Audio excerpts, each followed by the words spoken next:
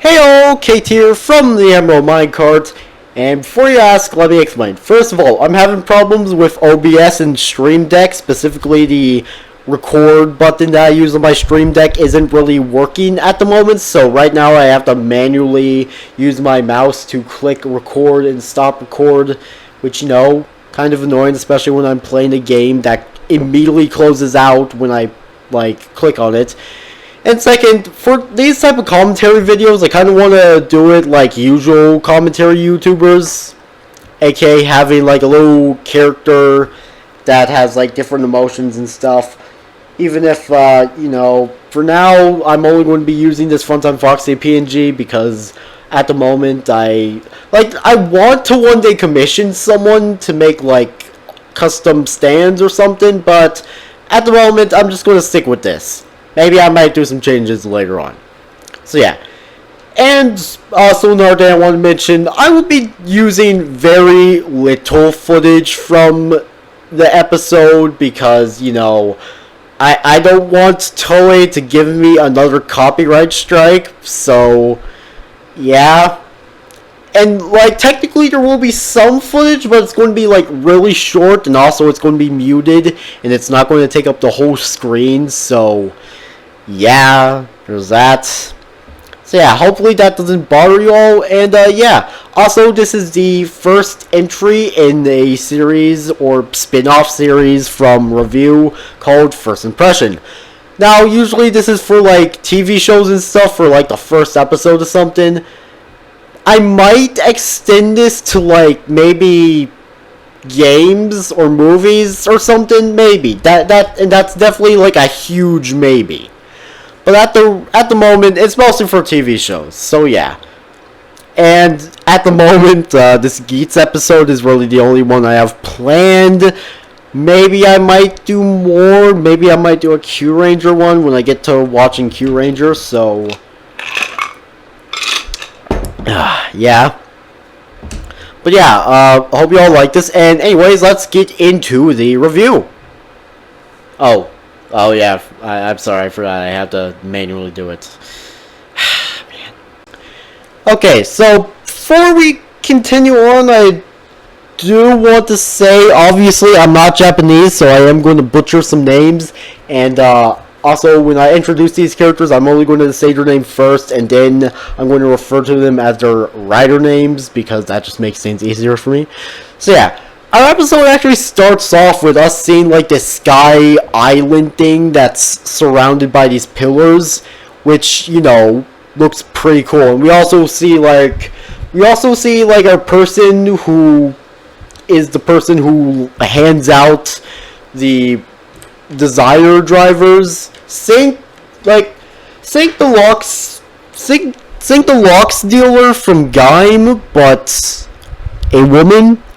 So yeah, we get to meet her, and also something I do want to also mention, we see this somewhat later on, but there's this board thing that shows it shows the icons of the riders in this, and it either shows if they're alive or deceased. And as we can see, there's way more riders than the ones we were actually shown recently, because obviously we know we have, we have 1, 2, 3, 4, 5, 6, at least 7 riders right at the moment.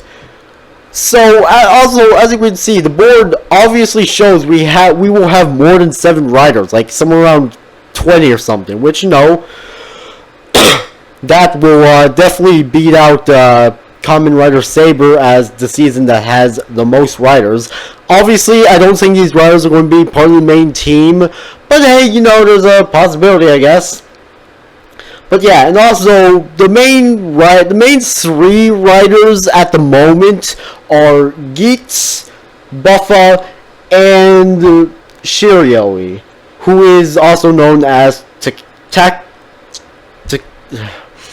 Takashi.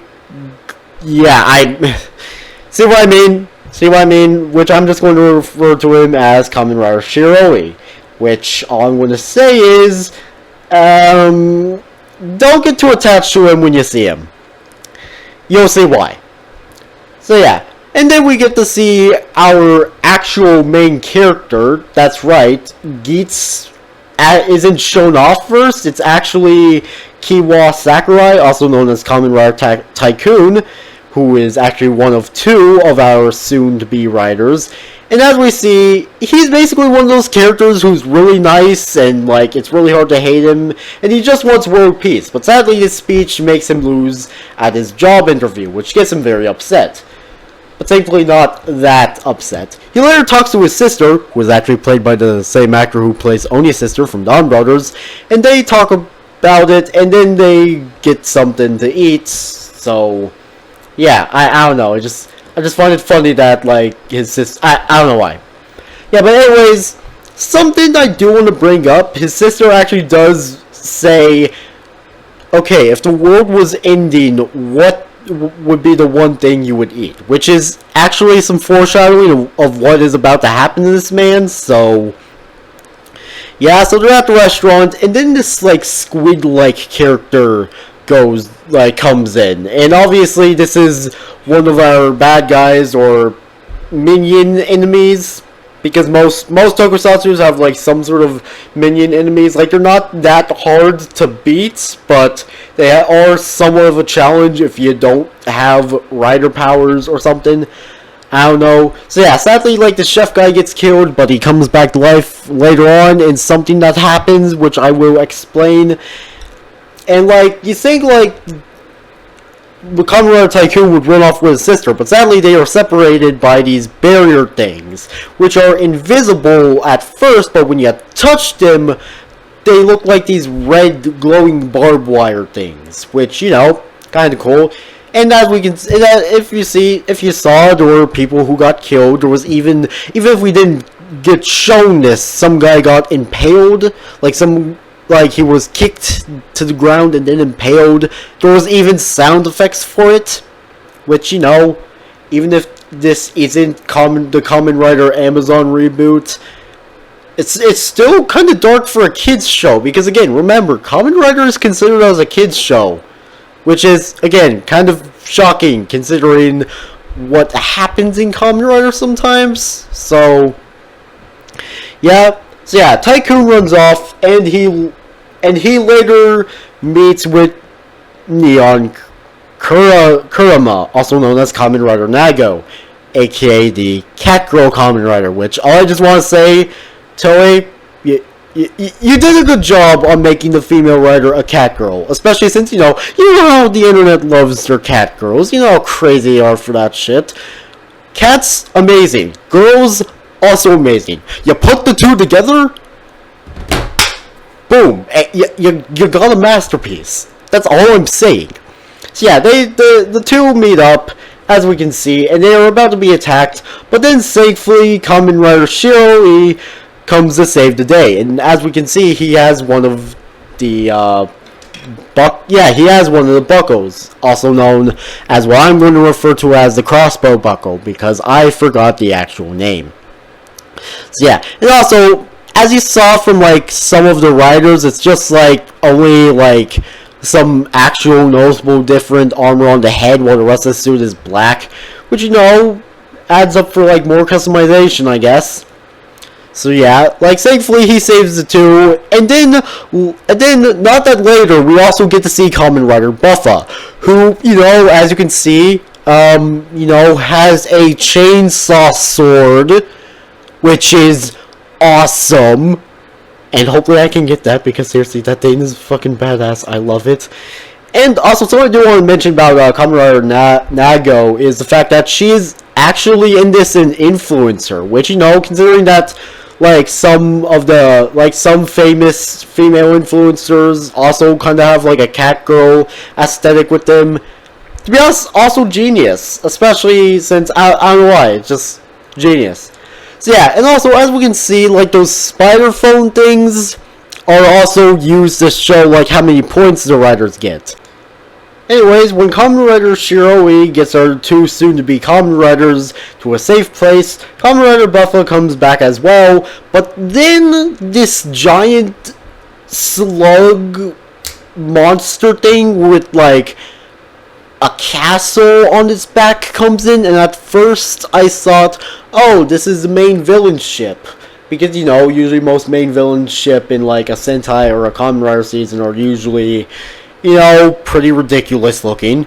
But no, apparently this was, like, a mini-boss enemy, which, not like an actual boss, but, like, it's a mini-boss. Obviously, all of us know what that is. So, yeah, and Kamen Rider Shiroi is about to do something about it, and he almost gets done morphing, or henching, but then the slug thing uses one of its tentacle mouth things to just bitch slap Kamen Rider Shiroi into a wall, which causes his ID core in his belt to crack and break, which kills him. So, yeah, that means that all of the Kamen Riders, like, they're basically replaceable. Like, they can basically, like, for example, if, like, Geats died, like, someone, like, he could just be replaced with someone else who would take up the suit and stuff.